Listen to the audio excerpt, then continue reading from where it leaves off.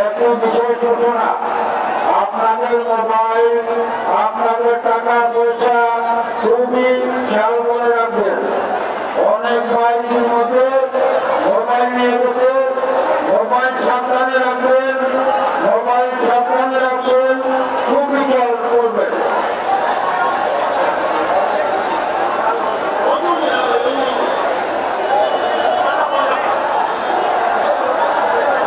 এখনো নামাজ হচ্ছে, ভাই আপনারা আওয়াজ করবেন না, মসজিদে নামাজ চলতেছে, নামাজ চলতেছে, মেহরবানি করে আওয়াজ করবেন না।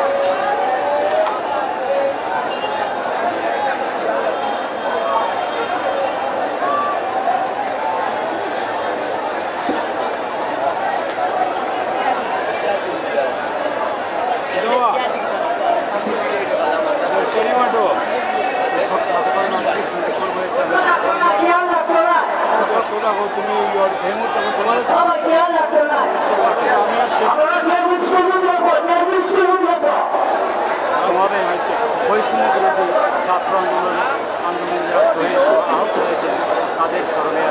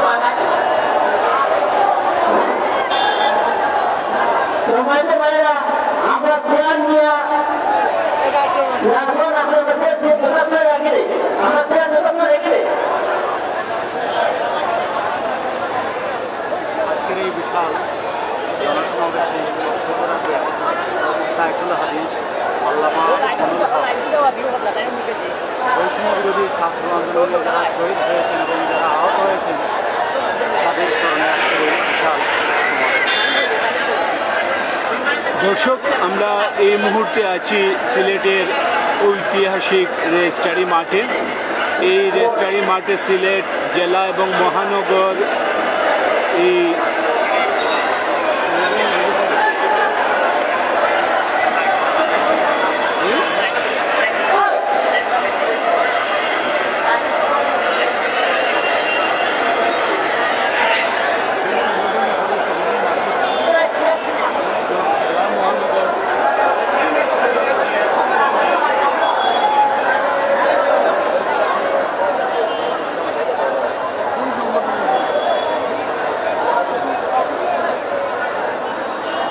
তো দর্শক, যা বলছিলাম যে আমরা এই মুহূর্তে আছি সিলেটের ঐতিহাসিক রেজিস্ট্রারি মাঠে। তো এই রেজিস্ট্রারি মাঠে সিলেট জেলা এবং মহানগর খেলাফত মজলিসের উদ্যোগে আজকে এই বিশাল সমাবেশ হচ্ছে। এই বিশাল সমাবেশে প্রধান অতিথি হিসাবে উপস্থিত হয়ে এই বক্তব্য দেবেন এই সাইকুল হাদিস আল্লামা মামুনুল হক। তিনি ইতিমধ্যে সিলেট রেজিস্ট্রারি মাঠের যে মঞ্চ, সেই মঞ্চে আমরা দেখছি তিনি এসেছেন। এখানে হাজার হাজার মানুষ সমবেত হয়েছেন। এই দুপুর 2টা থেকে এখানে মানুষের সমাগম ঘটেছেন। এখন পর্যন্ত মানুষের কিছুক্ষণ আগে তিনি মঞ্চে এসে উপস্থিত হয়েছেন এবং অল্প কিছুক্ষণের মধ্যেই রেজিস্ট্রারি মাঠে তার গুরুত্বপূর্ণ বক্তব্য তিনি প্রদান করবেন। আমরা এই মুহূর্তে আছি সিলেটের ঐতিহাসিক এই রেজিস্ট্রারি মাঠে। আমরা আশা করি আপনারা যে যেখান থেকে দেখছেন আপনারা সবাই তার এই বক্তৃতা শুনবেন। আমরা চেষ্টা করব যে এই বক্তৃতাটা আপনাদেরকে শোনানোর জন্য যতটুকু সম্ভব ক্লিয়ার, এবং আপনারা একটু কমেন্টে গিয়ে আমাদেরকে জানাবেন যে ভিডিওটি কেমন দেখাচ্ছে এবং অডিও ঠিক আছে কিনা। আমরা এই মঞ্চ থেকে অনেক দূরে আছি, যদিও এখন সন্ধ্যার ঘনিয়েছে। আমরা জানি না লাইটের অবস্থা কি হবে এবং অডিওটা কেমন হবে সেটাও আমরা বুঝতেছি না। এই কিছুক্ষণের মধ্যে বক্তৃতা শুরু হবে। এই মাগরিবের নামাজটা শেষ হওয়ার সাথে সাথেই এই বক্তৃতা শুরু হবে। এই মাগরিবের আগে অনেক সিলেট জেলা এবং মহানগর যারা আছেন তারা বক্তৃতা দিয়েছেন। এখন জাতীয়ভাবে যে তাদের যে সংগঠন, সেই সংগঠনের পক্ষ থেকে সবাই বক্তৃতা দেবেন এবং এই বক্তৃতাটা আমরা আপনাদেরকে ভালোভাবে শোনানোর জন্য চেষ্টা করব। আপনারা কে কোথা থেকে দেখছেন, কেমন দেখাচ্ছে, যদি কমেন্টে গিয়ে আমাদেরকে একটু জানান আমরা খুশি হব, এবং যদি অডিও সমস্যা থাকে সেটাও একটু এই সমস্যার সমাধান করার চেষ্টা করব। আর আমরা আগেও বলেছি যে এই রেজিস্ট্রারি মাঠের একদম পেছন দিকে আমরা আছি এবং এই পেছন থেকে আমরা যতটুকু সম্ভব আমরা পুরো মঞ্চে যারা উপস্থিত আছেন, এই দেশ বরেণ্য অনেক উলামায়ে কেরামরা এখানে উপস্থিত হয়েছেন, আমরা তাদেরকে দেখাবো, তাদের কথা শোনা বা তারা কে কি বক্তব্য দেন সেটাও আমরা একটু চেষ্টা করব আপনাদেরকে শোনানোর জন্য। আপনারা আমাদের সাথে থাকুন এবং আপনারা একটু কমেন্টে গিয়ে আমাদেরকে জানাবেন কে কোথা থেকে দেখছেন, কেমন দেখাচ্ছে। একটু দয়া করে আমাদেরকে যদি একটু বলেন আমরা খুশি হব।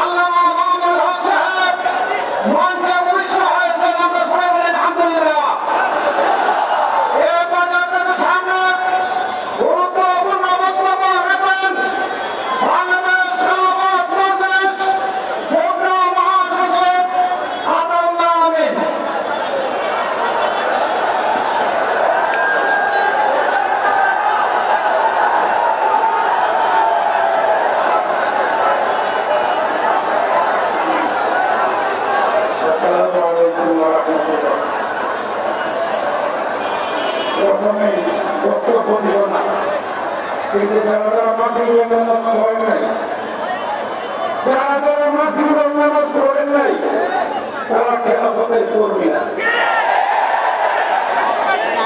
এই জন্য আপনাদের প্রতি আহ্বান করব, প্রোগ্রামের শেষে প্রত্যেকেই মাগরিবের নামাজ পড়বেন। আল্লামা মাহমুদুল হক এদেশের ওলামায়ে কেরাম ইসলামকে রাষ্ট্রীয়ভাবে প্রতিষ্ঠিত করতে চান।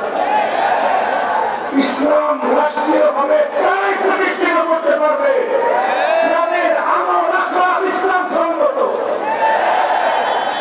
প্রিয় ভাইরা, শেখ হাসিনার পতন হয়েছে, স্বৈরাচার শেখ হাসিনার পতন হয়েছে।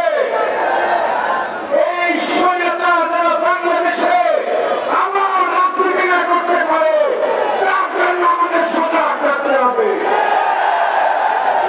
আমরা মনে করি বৈষম্যহীন আদর্শ নিরাপদ রাষ্ট্র গঠন হবে যদি আল্লাহর জমিনে আল্লাহর খেলাফত প্রতিষ্ঠিত হয়। বাংলাদেশ খেলাফত মজলিস টেকনাফ থেকে তেঁতুলিয়া পর্যন্ত একটাই আহ্বান করছে, আল্লাহর জমিনে আল্লাহ খেলাফত প্রতিষ্ঠা করতে চান।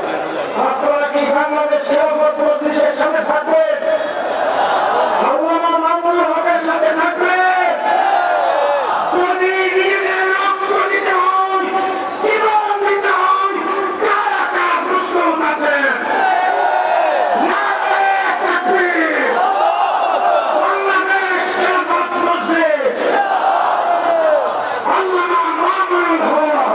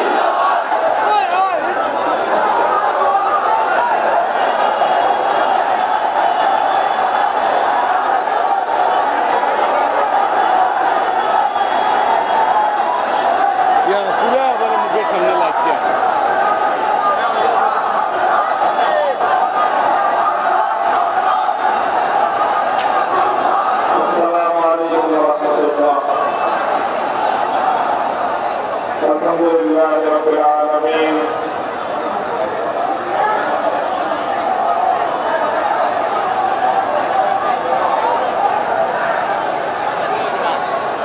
আলহামদুলিল্লাহ রাব্বিল আলামিন।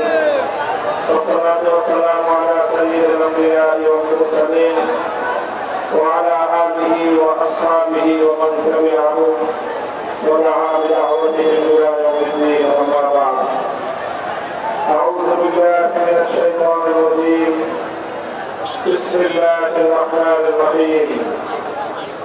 ولا تحسبن الله غافلا عما يعمل الظالمون. صدق الله العظيم.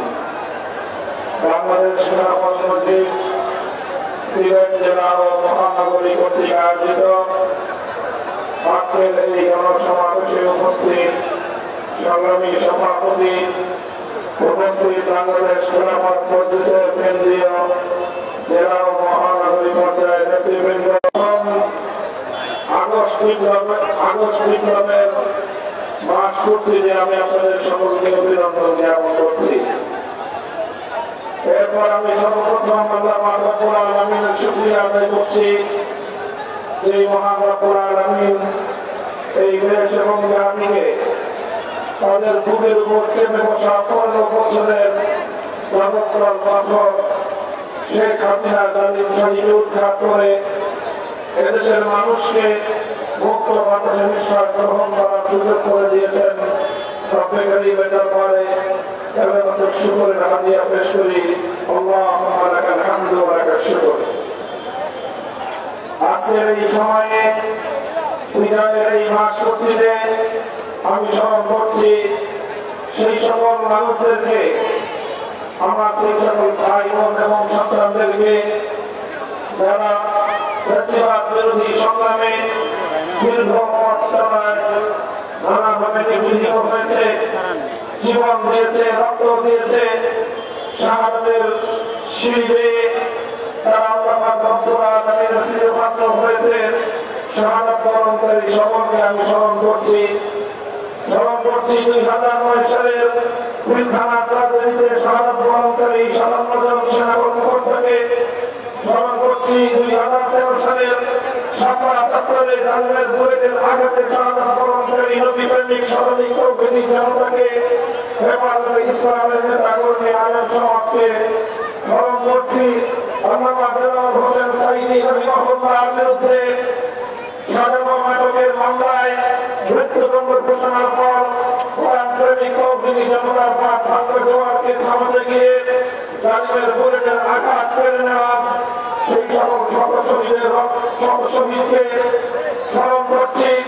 2014 থেকে 2016 সাল পর্যন্ত এক নির্বাচনের নাটক মধ্যস্থ করতে গিয়ে স্বৈরাচারী ফ্যাসিবাদী সরকার বিরোধী মত এবং পথের যত মানুষকে হত্যা গুম করেছে তাদেরকে স্মরণ করছি। 2021 সালে বাংলাদেশের স্বাধীনতা সুবর্ণ ক্রান্তি উদযাপনের সময়ে এদেশের মানুষের মতামত উপেক্ষা করে গুজরাটের কসাই নরেন্দ্র মোদীকে বাংলাদেশে এনে এদেশের মানুষের শান্তিপ্রিয় প্রতিবাদী মিছিলে হাটহাজারী থেকে ব্রাহ্মণবাড়িয়া পর্যন্ত গুলি করে হেফাজতে ইসলামের 25 জন নেতা কর্মী হত্যা করা হয়েছে। তাদেরকে সর্বশেষ 2024 সালের জুলাই এবং আগস্ট মাসে ফ্যাসিবাদের বিরুদ্ধে গর্জে ওঠা চিরতরুণ বাংলার জামান ছাত্র জনতা এবং 3 বছরের শিশু থেকে বৃদ্ধ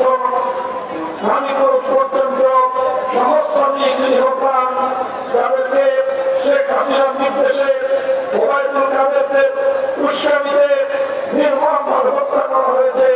বাংলাদেশের শহরে শহরে নগরে আর বন্দরে যাদের রক্তের সিঁড়ি বেয়ে বাংলাদেশ ফ্যাসিবাদ থেকে মুক্তি লাভ করেছে, সেই সকল শহীদদের শাহাদাতের কবুল হওয়ার জন্য আল্লাহর নিকট প্রার্থনা করছি, দোয়া করছি।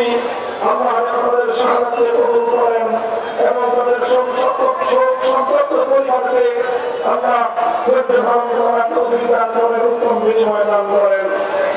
এই সময়ে আমি বিশেষভাবে স্মরণ করছি সিলেটের রাজপথের বড় সৈনিক বিএনপি নেতা ইলিয়াস আলীকে, যার প্রধান হওয়ার ঘটনা, যার বিরুদ্ধে সবার ঘটনা বাংলাদেশের ইতিহাসে এক নজিরবিহীন বর্বরতার স্বাক্ষর। শেখ হাসিনা জুলুম এবং নৈরাজ্যের প্রতিবাদে ভূমিকা পালন করায় ইলিয়াস আলীর মতো সাহসী রাজপথের সৈনিককে বিরোধী একজন শীর্ষ নেতাকে যেভাবে গুম করা হয়েছে, এটা শুধুমাত্র ভদ্রজনীয় বর্বরতাকে স্মরণ করিয়ে দেয়। সাংবাদিক সাথী বন্ধুগণ, এই সকল খুন হত্যা নির্যাতন নিপীড়নের এক দীর্ঘ ইতিহাস পাড়ি দিয়ে আজকের বাস্তবতা হল 2024 সালের আগস্ট মাসের 5 তারিখ ঐতিহাসিক গণ-অভ্যুত্থানের মধ্য দিয়ে বাংলাদেশের জনগণ স্বাধীনতা অর্জন করেছে, নতুনভাবে তারা বাংলাদেশকে স্বাধীন করেছে। এই স্বাধীনতার প্রেক্ষিতে আমি স্বাধীনতার এই সংগ্রামে নেতৃত্বদানকারী ছাত্র জনতা সহ দেশবাসীকে একটি কথা স্মরণ করিয়ে দিতে চাই, স্বাধীনতা অর্জন করা যত কঠিন, স্বাধীনতা রক্ষা করা তার চেয়েও বেশি কঠিন। আমি অত্যন্ত দুঃখের সাথে মর্মাহত হয়ে স্মরণ করছি বলছি 1971 সালের ঘটনা। 1971 সালে বাংলাদেশ অক্ষয় এক মুক্তিযুদ্ধের মধ্য দিয়ে স্বাধীনতা অর্জন করেছিল। সেই স্বাধীনতার বুনিয়াদ ছিল এদেশের মানুষকে মুক্ত করে ছাড়বো ইনশাআল্লাহ। ইনশাআল্লাহর মাধ্যমে যে সংগ্রামের সূচনা হয়েছিল, যেখানে কোরআন সুন্নাহ বিরোধী কোন আইন তৈরি না করার অঙ্গীকার এবং কমিটমেন্ট ছিল, সেই স্বাধীনতার বুনিয়াদ। জালিমের বিরুদ্ধে মুসলিমের লড়াই ছিল সেই স্বাধীনতার শিরোনাম। সেই স্বাধীনতা এভাবে অর্জন করা হয়েছিল, কিন্তু দুঃখজনক ভাবে সত্য আমরা স্বাধীনতার কিছুদিন পরে দেখলাম সেই স্বাধীনতা লাখো প্রাণের বিনিময়ে অর্জিত সেই স্বাধীনতা ছিনতাই করে গিয়েছে। স্বাধীনতা যুদ্ধ হয়েছিল জালিমকে হটানোর জন্য, স্বাধীনতার সংগ্রাম হয়েছিল কোরআন সুন্নাহ বিরোধী আইন তৈরি না করার অঙ্গীকারের উপর ভিত্তি করে।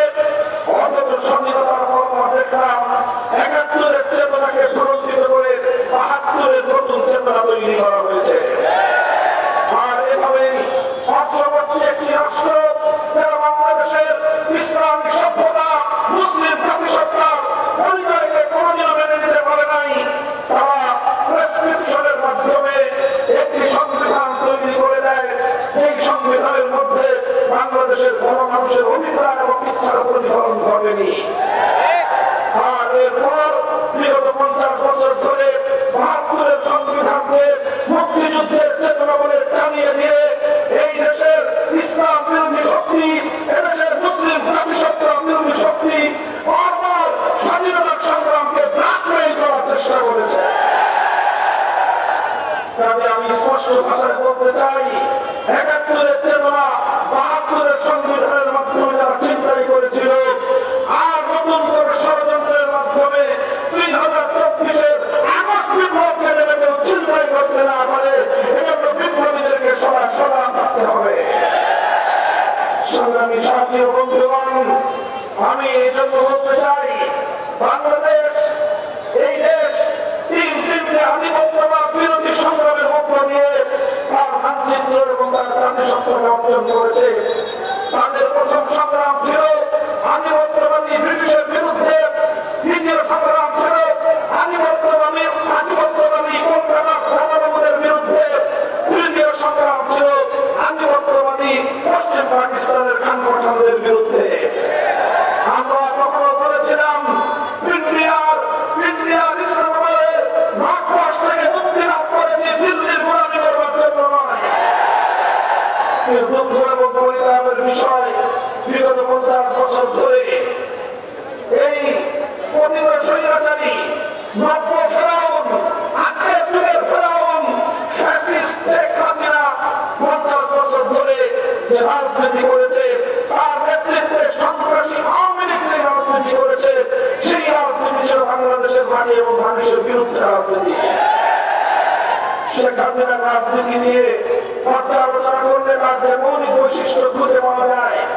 শেখ হাসিনার রাজনীতির প্রথম বৈশিষ্ট্য ছিল, শেখ হাসিনার রাজনীতি ছিল প্রতিশোধ করার রাজনীতি। শেখ হাসিনার রাজনীতির দ্বিতীয় বৈশিষ্ট্য ছিল, শেখ হাসিনার রাজনীতি ছিল বিভাজনের রাজনীতি। বাংলাদেশের মানুষকে বিভক্ত করে দেশকে শাসন শোষণ করার সে একটি পন্থা খুঁজে পেয়েছিল। শেখ হাসিনার রাজনীতির এই ছিল বৈশিষ্ট্য। 1975 সালে যখন একটি বিপ্লবের মধ্য দিয়ে একটি অভ্যুত্থানের মধ্য দিয়ে বাকশালীদের পতন হয়েছিল, 1975 সালের 15ই আগস্ট শেখ মুজিবুর রহমান সাহেব সহ তার পরিবারকে হত্যা করা হয়েছিল। সেই হত্যাকাণ্ডে অনেক নিরাপরাধ নারী এবং শিশুরা নিহত হয়েছে, সেটার জন্য আমরা সমবেদনা জ্ঞাপন করি। কিন্তু শুধুমাত্র 15ই আগস্টই হত্যাকাণ্ড ঘটেনি, বরং ৭১-এর মুক্তিযুদ্ধ পরবর্তী সময়ে ৩.৫ বছরে বাকশালী স্বৈরাচারী ফ্যাসিস্ট আওয়ামী সরকার কখনো বাংলাদেশে খুন হত্যার রাজনীতি করেছিল। বাংলাদেশের ৩০,০০০ তামাল যুবকদেরকে তুলে নিয়ে হত্যা করেছিল। মায়া কান্না করা শুধুমাত্র 15ই আগস্টের নিহতদের জন্য প্রশ্ন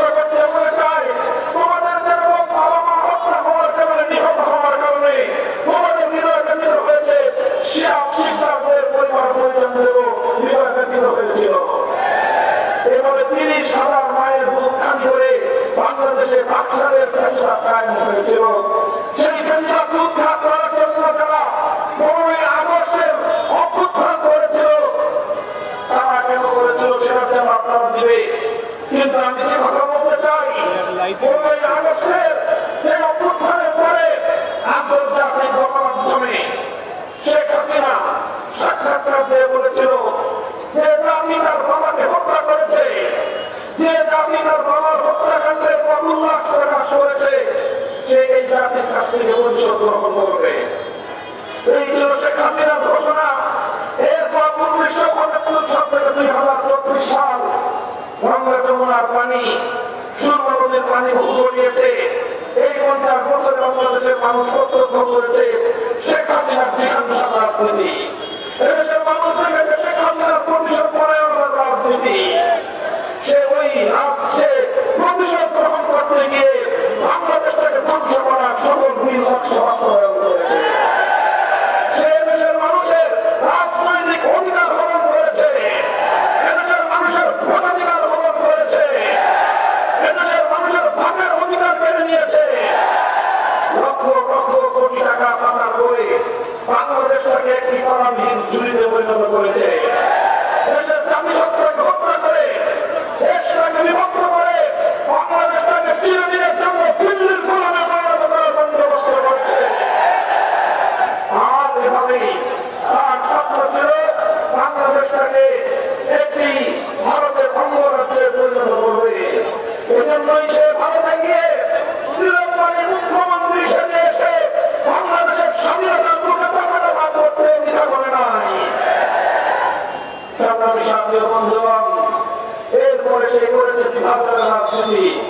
সেই ব্রিটিশ বেনিয়াদের কৌশল ডিভাইড অ্যান্ড রুল, এই নীতিতে বিশ্বাসী হয়ে শেখ হাসিনা দেশটাকে শুধু 2 ভাগে ভাগ করেছে, আর 1 ভাগকে আরেক ভাগের বিরুদ্ধে বেরিয়ে দিয়ে সে দেশটাকে শাসন করার চক্র করেছে। আর এদেশের সাম্প্রদায়িক সম্প্রীতির পরিবেশ নষ্ট করে বিভিন্ন স্থাপনাদের মাধ্যমে সংখ্যালঘুদের অধিকার হরণ করেছে। তার সান্ত্বনা পাণ্ডবদেরকে দিয়ে, তার হাতুড়ি দিয়ে সন্ত্রাসীদেরকে দিয়ে কখনো হিন্দুদের মন্দিরে হামলা চালিয়েছে, কখনো রাতের অন্ধকারে হিন্দুদের বাড়ি ঘর এবং তাদের ব্যবসা প্রতিষ্ঠান লুটপাট করেছে। আর এগুলো করে নাম দিয়েছে ইসলাম বিরোধিতার কাজে। এভাবেই সাম্প্রদায়িক উস্কানির মাধ্যমে শেখ হাসিনা সবসময় চেষ্টা করেছে কখনোই বাংলাদেশের মানুষ যেন ঐক্যবদ্ধ হতে না পারে। লক্ষ্য করেছেন 5 আগস্ট বিপ্লব হওয়ার পর একসঙ্গে দাওয়াত মিডিয়া, বিশেষ করে ভারতের কিছু মিডিয়া, তারা টিভি তুলেছিল বাংলাদেশে থেকে সংখ্যালঘু নির্যাতন হচ্ছে। আমি আপনাদেরকে জিজ্ঞাসা করতে চাই, সেই মিডিয়াদের কাছে আমি প্রশ্ন করতে চাই, বিগত 1 মাসে একজন হিন্দুর গায়ে আঘাত নিয়ে দেওয়া হয়েছে, অথবা একটি মন্দির অথবা বৌদ্ধদের প্যাগোডায় হামলা চালিয়েছে নজির দেখাও হয়নি। সংখ্যালঘুরা নিরাপদে আছে এখন, কারণ সেই নাটকের নায়ক নায়িকারা নাই। নাটক করতে হবে অন্ধকারে, তারা সাপ হয়ে চোর মারত, বোঝা হয়ে চাকরি আসতো। সেই কামনাগিনী বাংলাদেশে নাই। এখন আর এই বাংলাদেশে সেই সংখ্যালঘু নির্যাতনের নাটক নাই। এদেশের ওলামা ইকরাম, হেফাজত ইসলামের নেতৃবৃন্দ, হেফাজত মজলিস, বাংলাদেশ হেফাজত মজলিস, জমিয়ত ওলামা ইসলাম, জামায়াতে ইসলাম, নেজামে ইসলাম, ইসলামী আন্দোলন সহ এদেশের ইসলামী সংগঠনগুলোর নেতৃবৃন্দ, আলেম সমাজ, মসজিদের ইমাম সাহেবান, মাদ্রাসার শিক্ষার্থীরা তাদের ঘুম হারাম করে বাংলাদেশের প্রত্যন্ত অঞ্চলের প্রতিটি মন্দিরে দুয়ারে দুয়ারে দাঁড়িয়ে তারা ভাগাভাগি করেছে। এটাই হলো সম্প্রীতির বাংলাদেশ, এটাই হলো ইসলামী আদর্শের বাংলাদেশ। এই বাংলাদেশ আর কোনদিন ভারতের অঙ্গরাজ্যে পরিণত হওয়ার কোন ষড়যন্ত্র চলতে নেই।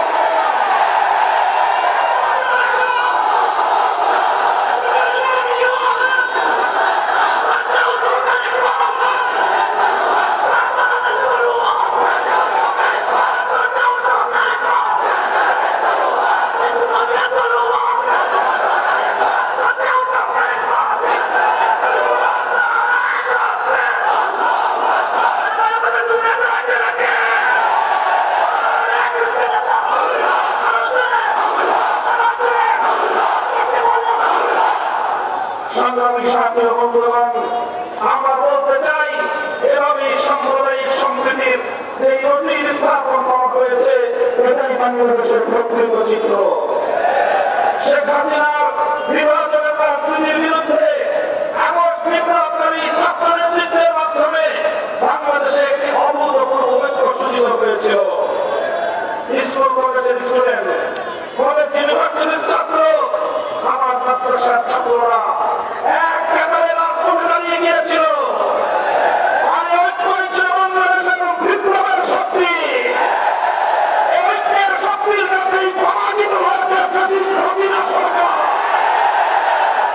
তাই আজ ওই হাসিনা সরকারের দোষর সুশীল নামে একটা গোষ্ঠী আবার নতুন করে ইসলামের বিরুদ্ধে জিগির তুলতে চায়। তারা বাংলাদেশকে আমার নাস্তিকবাদের দিকে ধাবিত করার চেষ্টা চালায়। পরিষ্কার ভাষায় বলি, শাহজালালের বাংলাদেশে সাম্প্রদায়িক সংঘাত চলবে না, নাস্তিকবাদ চলবে না।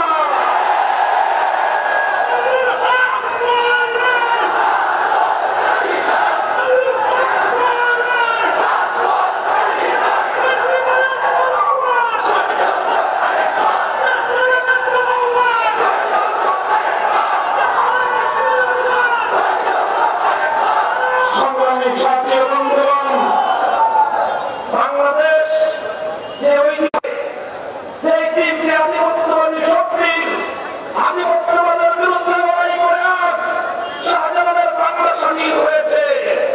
গৌর গোবিন্দরা সেই শাহজালালের বাংলা থেকে চোখ তুলে তাকিও না, তোমাদের সেই চোখ উপরে ফেলবো আমরা। বিগত 15টি বছর তিনটি জাতীয় নির্বাচনে ভারত বাংলাদেশের 18 কোটি মানুষের অধিকারকে নিজের পায়ের নিচে পিষ্ট করেছে। তারা শুধু শেখ হাসিনার ক্ষমতার চিন্তা করেছে, এদেশের মানুষের মতামতের বিন্দুমাত্র তোয়াক্কা করে নাই। কূটনৈতিক শিষ্টাচার তারা বর্জন করেছিল। তাই আমরা ভারতকে বলবো, প্রতিবেশী বন্ধুসুলভ রাষ্ট্র হিসেবে থাকতে চাইলে ওয়েলকাম, স্বাগত জানাই। কিন্তু শাহজালালের বাংলাকে যদি আবার তোমরা পরবর্তী করতে চাও, এদেশের স্বাধীনতাকে যদি বিপন্ন করতে চাও, আমার দেশের অর্থনীতিকে যদি বিপর্যস্ত করতে চাও, আমার দেশের মানুষের অধিকার নিয়ে যদি ছিনিমিনি খেলতে চাও, শাহজালালের সৈনিকরা আবার তোমার বিরুদ্ধে যুদ্ধ প্রস্তুত করেছে।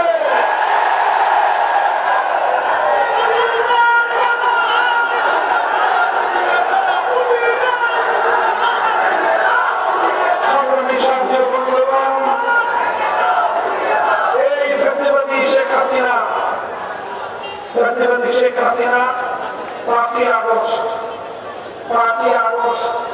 প্রত্যক্ষদর্শী যারা গণভবনে গিয়েছিল, প্রথম মুহূর্তে তাদের বিবরণ এসেছে। দুপুর বেলায়ও 12 আইটেম দিয়ে তার দুপুরে লাঞ্চ তৈরি হয়েছিল। মঞ্চে এসে কান্না করে দিলেন যে এত নিহত মানুষের আহাজারিতে নাকি মুখটা ফেটে যায়। এই নাটক বহুবার দেখেছে বাংলাদেশের মানুষ। যখন দেশের মানুষ খেতে পায় না, এদেশের মায়েরা তাদের সন্তান হারিয়ে বুক ফোটা আত্মচিৎকার করে, তখন গণভবনে 12 আইটেমের বুঝে তৈরি হয়। কিন্তু বিক্ষুব্ধ জনতার আন্দোলনের সামনে, সংগ্রামের সামনে সমস্ত কৃষি শক্তি পরাভূত হয়েছে। বন্ধুদের নাম পরাজয় মেনেছে। ঐক্যবদ্ধ জনতার শক্তিকে আল্লাহ বিজয় দান করেছেন। শেখ হাসিনাকে বানানোর জন্য বাংলাদেশ তার 1 ইঞ্চি সড়ক অথবা 1 ইঞ্চি নৌপথ ব্যবহার করতে দেয় নাই। আকাশে ওড়ার দিকে নরেন্দ্র মোদীর ভয় পড়েছে। নরেন্দ্র মোদী পাকিস্তান দিয়েছে। আমরা অন্তর্বর্তীকালীন সরকারকে বলতে চাই, এই সকল গণহত্যা 2009 সালের পিলখানার গণহত্যা, 2013 সালের সরকার গণহত্যা, 2024 সালের এই সকল বিরোধী আন্দোলনের গণহত্যায় সকল নিহত শহীদ ব্যক্তিদের হত্যাকাণ্ডের বিচার করতে হবে। ভারত থেকে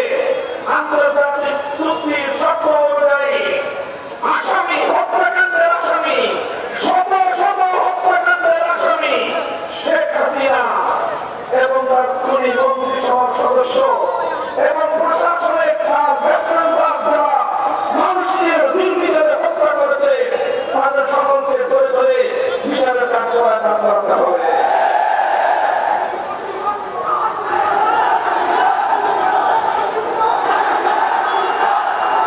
সেই সাথে বাংলাদেশ থেকে শেখ হাসিনা এবং তার সরকারে শেখ হাসিনা তার দর্শকদের, শেখ হাসিনা এবং তার পরিবারের টাকাকৃত লক্ষ লক্ষ কোটি টাকা আবার দেশে ফিরিয়ে এনে জনগণের কল্যাণে ব্যয় করার দাবি জানাচ্ছি আমরা। প্রিয় দেশবাসী, সিলেটবাসী, অতীতের সংগ্রামের মতো এই বৈষম্য বিরোধী আন্দোলনেও সিলেটের সংগ্রাম এবং সিলেটের ছাত্র জনতার ভূমিকা ছিল অত্যন্ত গৌরবজনক। এটিএম তুরাগ ও রুদ্র সেন সহ সিলেটে তাদেরকে হত্যা করা হয়েছে। সেই সকল হত্যাকাণ্ডের জন্যও শেখ হাসিনা এবং তার দর্শকদেরকে বিচারের মুখোমুখি করার আমরা জোর দাবি জানাচ্ছি। সাংবাদিক তুরাগ এবং রুদ্র সেন সহ আরো যাদেরকে হত্যা করা হয়েছে তাদের সকল হত্যাকাণ্ডের বিচার করতে হবে। ইলিয়াস আলী সন্ধান দিতে হবে। আর তাহলে অন্তত যদি তাকে হত্যা করে থাকো তার কবরের সন্ধান দিতে হবে। এর জন্য যা করতে হয় অন্তর্বর্তীকালীন সরকারকে তাই করতে হবে। এদেশের মানুষের ভাষা যদি বুঝতে ব্যর্থ হন, এদেশের মানুষ সংগ্রামের মাধ্যমে আগামী অনেক করে চলবে। সংগ্রামী সাথে বন্ধুগণ, আগামী বাংলাদেশ হবে বৈষম্যহীন বাংলাদেশ। আগামী বাংলাদেশ হবে ন্যায় এবং ইনসাফের বাংলাদেশ। আগামী বাংলাদেশ হবে ইনসাফ ভিত্তিক ন্যায় নীতির সমাজ গঠনের বাংলাদেশ। এই বাংলাদেশে যেখানে ইনসাফ থাকে, যেখানে বৈষম্যহীন সমাজ গঠনের প্রত্যয় থাকে, সেখানে আওয়ামী লীগের মতো সন্ত্রাসী সংগঠনের রাজনীতি করার কোনো সুযোগ থাকতে পারে না। শেখ হাসিনার রাজনীতি, আওয়ামী লীগের রাজনীতি, যুবলীগ এবং ছাত্রলীগের রাজনীতি, শেখ হাসিনা এবং তার যুবলীগ ছাত্রলীগের রাজনীতি বাংলাদেশের সন্ত্রাসের রাজনীতি।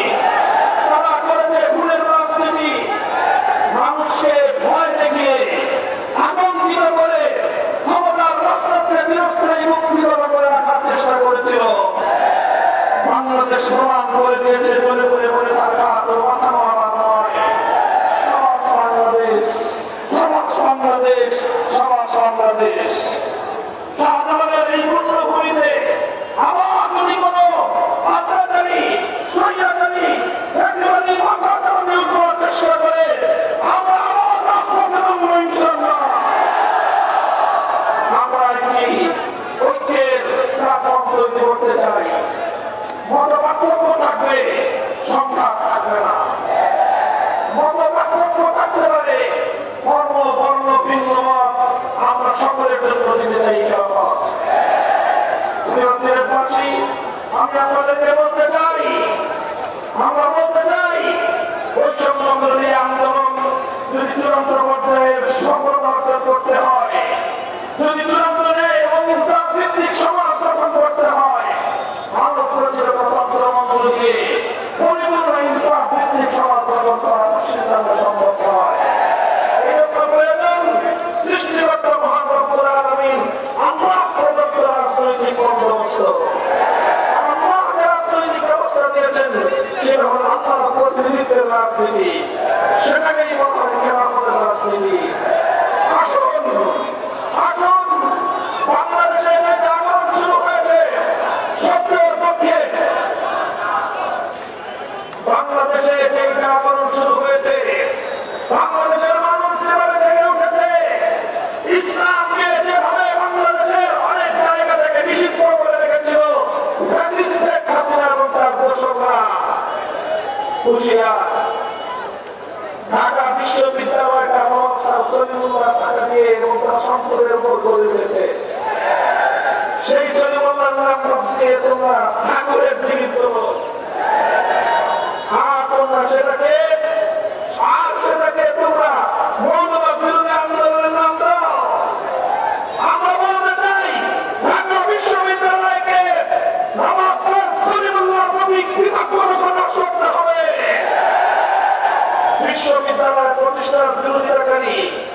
রবীন্দ্রনাথ ঠাকুরের প্রকৃত ইতিহাস জাতির সামনে উন্মোচন করতে হবে।